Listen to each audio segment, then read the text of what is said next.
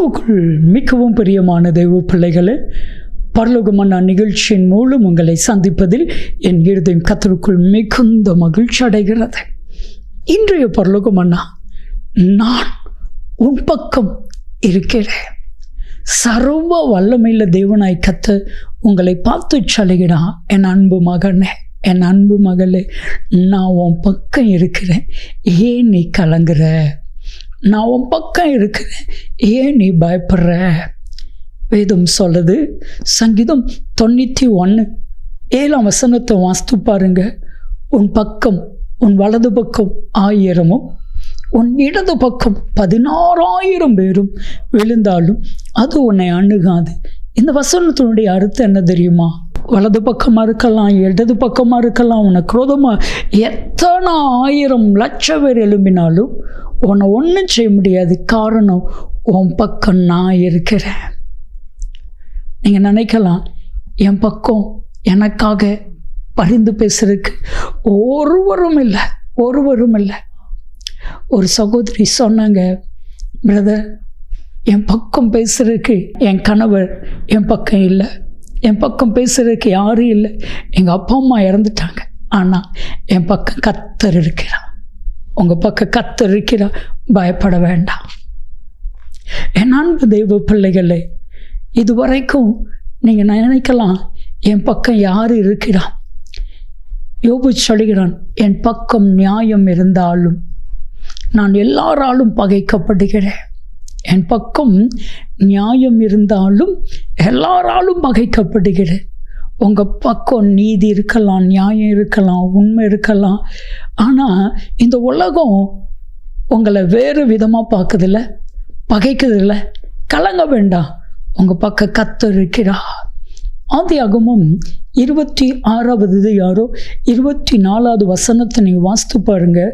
அன்று ராத்திரியிலே ஈசாக்குக்கு தேவனாகிய கர்த்தர் தரிசனமாகி, நான் உன் கூட இருக்கிறேன், நீ பயப்படாதே, நான் உன் பக்கம் இருக்கிறேன், நீ பயப்படாதே. விரட்டி விட்டாங்க, அவமானப்படுத்தினாங்க, அவனுடைய எல்லாவற்றையும் அபகரித்து கொண்டாங்க. ஆனால் தேவனாகிய கர்த்தர் ஈசாக்கின் பக்கம் இருக்கிறத யாராலையும் ஒன்றும் செய்ய முடியலை. நடந்த காரியம் என்ன? யார் யாரெல்லாம் பகைச்சாங்களோ அவர்கள் எல்லாரும் ஈசாக்கின் பக்கம் வந்தார்கள். இதுதான் பியூட்டி. கர்த்தர் நம்ம பக்கம் இருக்கும் பொழுது நம்மளை யார் யாரெல்லாம் பகைச்சாங்களோ அவர்களெல்லாம் நம்ம பக்கம் வருவாங்க. ஆதியாகமம் 26:28-29 நீங்கள் வாசித்து பாருங்க. கர்த்தர் உம்மோடு கூட இருக்கிறார் என்று நாங்கள் கண்டோம். கர்த்தர் உங்கள் பக்கம் இருக்கிறாரு, இதை நாங்கள் பார்த்தோம். என் அன்பு தெய்வ பிள்ளைகளே, கர்த்தர் உங்கள் பக்கம் இருக்கிறாரு. நீங்கள் ஏன் கலங்குறீங்க? நீங்கள் ஏன் கவலைப்படுறீங்க? ஒரு சகோதரர் சொன்னார், எல்லாரும் என்னை வேதனைப்படுத்தினாங்க, எல்லாரும் அவமானப்படுத்தினாங்க. இயேசு இரட்சகரை நான் ஏற்றுக்கொண்ட ஒரே ஒரு காரணத்திற்காக வீட்டை விட்டு துரத்தப்பட்டேன்.